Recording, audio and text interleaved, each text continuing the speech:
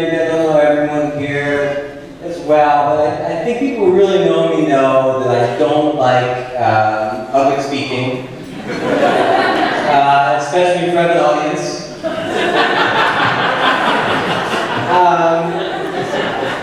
You know, if it were up to me, I'd rather be drinking my famous Double Manhattan, and you saw how well I boogie on the dance floor. So those are all things that we will do in about 45 minutes when I finish out. I went to about a dozen weddings, and I think it is true as a matter of math. The shortest wedding speech is the best wedding speech. The wedding speeches that are not given are better than all that are. The best one that I ever heard was to John and Lindsay. They love each other very much, and we're glad we could be here with you.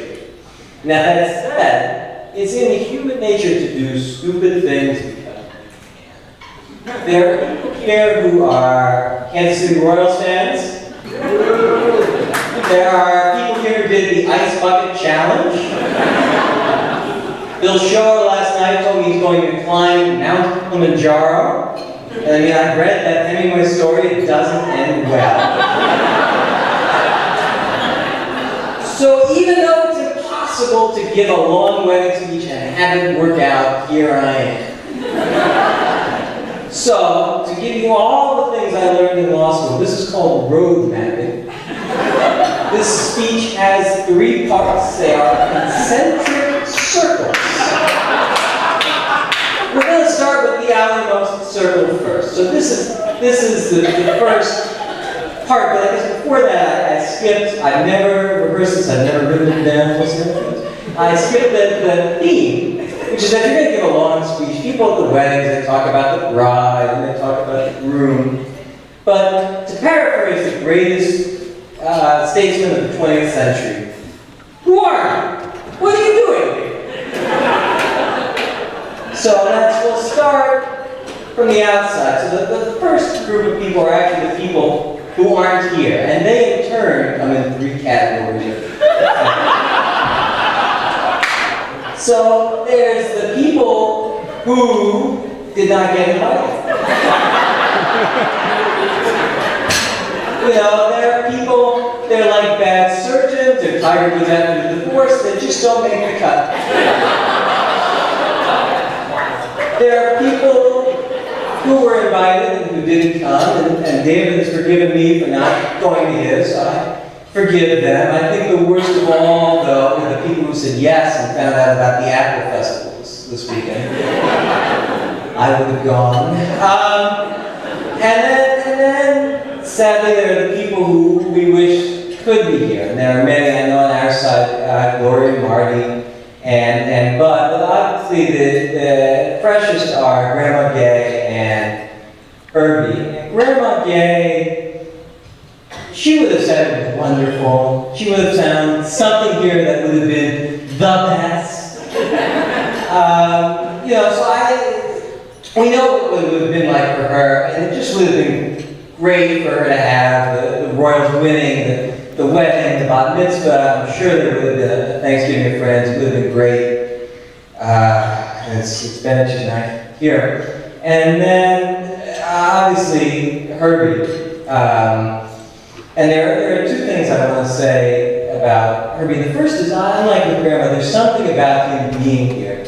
He would have had a specific joke that I wouldn't have understood. I would have kept staring at him until he flashed me this big grin, and I would say, okay, it's a joke, I'll have to ask him later. And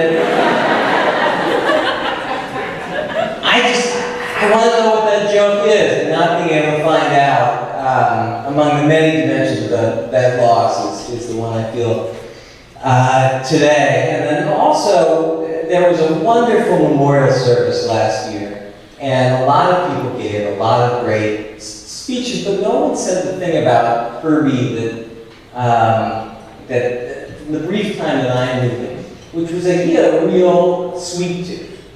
And it's not just candy. I mean, if we're up to him, he would have eaten exercise equipment the same way. We met for the first time, he just had the hip surgery. The sidewalks were covered in inches of ice, and he couldn't wait to get out of this lunch to try to get the B&H camera. And I think it was for like a fancy cloth to clean a lens cap. But that gave him so much joy. And it's a little reductionist to say that there's a lesson in somebody's life. But to me, that was the lesson, which is he found things. Yeah, maybe it wouldn't work out, all the time. But they gave him a lot of joy, and you should just do those things. And so those are the people who didn't come. So now we're going to move to part 2, which is, it's a little wrenching to move to another part of the speech, but it's like 99% less memento mori. So it's a little, goes both ways. So now we're kind of in a circle, which is you, the people who are here. And first and foremost is Debbie and my mother and father, who worked tremendously hard on this wedding. I've been working on what this means. And I was saying to myself, it's like raising a 1-year-old, and you spend all this money and all this time, and all they want is cake. And it's fine, but they have it even worse. This is like sending me to college. You spend all this time and all this money, and say, let's have this big party. And I say, yeah, let's do classical literature and have a lot of lectures. So, I can't thank them enough for putting this together, even as I obliterated up here. It's a tradition at weddings to point out that you, the guests, have come from all over the country, and some places internationally. So, do we have people here from Bergen County? And what about Union County? And what about Highland County?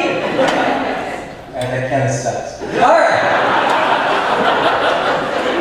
So, those are the people, and obviously it means a tremendous amount for all of you to be here.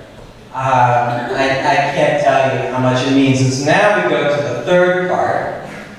And I cheated. I needed a volunteer, so I went to the bookmarks and I took somebody's. I saw somebody wandering around looking for their seat. That was my fault. So I have Alyssa Dunn. Alyssa Dunn, come up.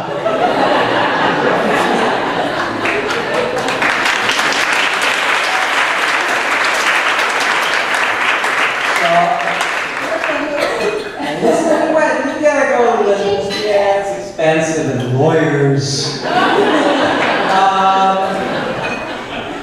So the thing that I want to point out, mark down the place and time, where you were when you saw it. This is the first time, as husband and wife, I've embarrassed Alyssa on purpose.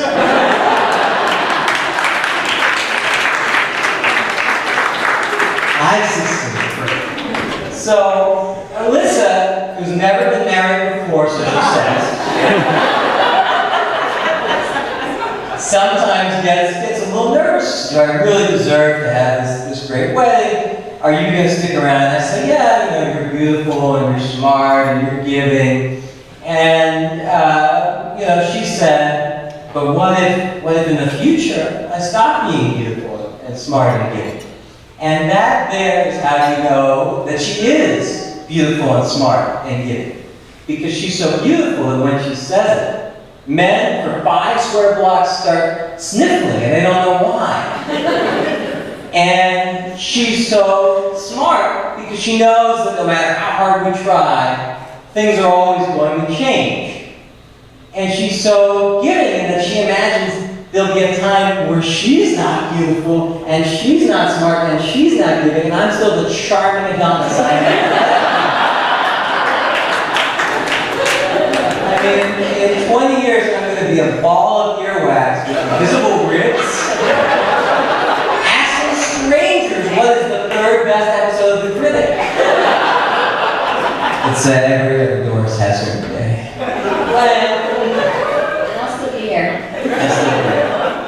So, we're here because we pledged our undying love and we're going to stay together forever.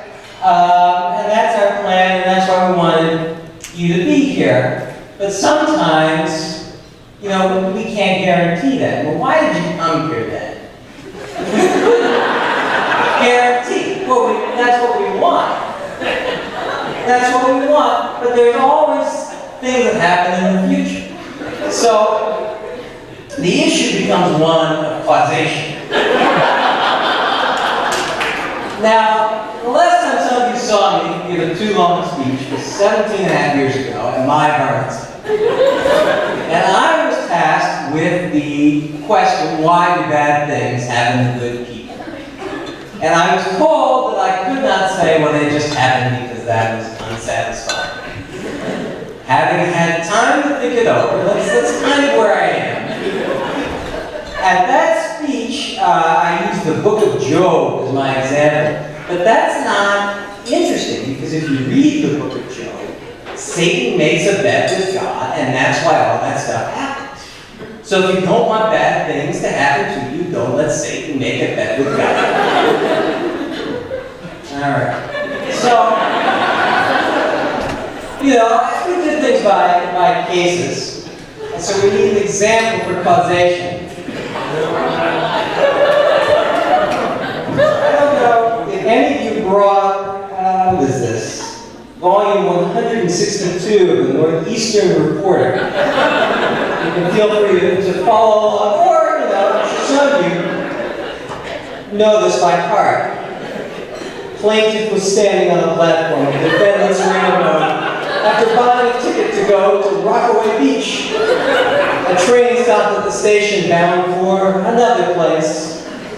Two men ran forward to catch it. One of the men reached the platform of the car without mishap, though the train was already moving. The other man, carrying a package, jumped aboard the car, but seemed unsteady, as if about to fall. A guard on the car, who had held the door open, reached forward to help him in, and another guard on the platform pushed him from behind. In this act, the package was dislodged and fell upon the rails. It was a package of small size, about 15 inches long, and was covered by newspaper. In fact, it contained fireworks. But there was nothing in its appearance to give notice of its contents. The fireworks, when they fell, exploded. The shock of the explosion threw down some scales at the other end of the platform, many feet away. The scales struck the plaintiff, causing injuries for which she sues. Now, Cardozo dealt with this as a question of duty. And the way that he explained this is that the orbit of danger as disclosed to the eye of reasonable vigilance would be the orbit of duty. And as an example, he gave one who drives a reckless speed through a crowded city street. So other than to inspire the movie Top Gun, it's not really clear what this highway to the danger zone does for anyone. For better analysis, we turn to The Descent.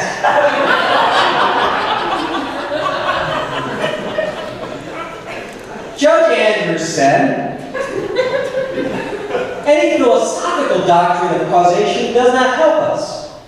A boy throws a stone into a pond, the ripples spread, the water level rises. The history of that pond is altered to all eternity. It will be altered by other causes also. It will be forever the resultant of all causes combined. Each one will have an influence. How great only omniscience can say. Now, in the next paragraph, he goes on to describe a stream, and events of streams that come together, and some might say this is a timed stream. I think this stream analogy is relatively shallow, and the pond is a deeper analogy. So, there is a boy, there is a stone, there is a pond.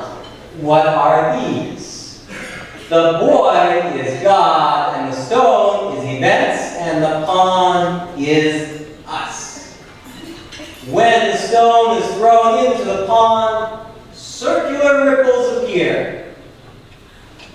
People who are farther apart only receive the ripples through the other people.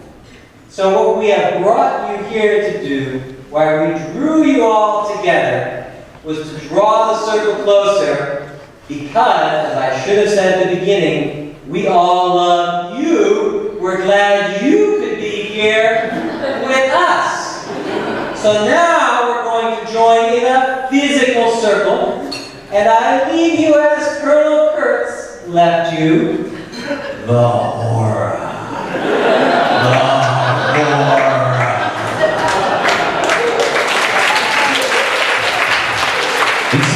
At this time, let's please give our hands to the dance floor. Look at a nice big circle.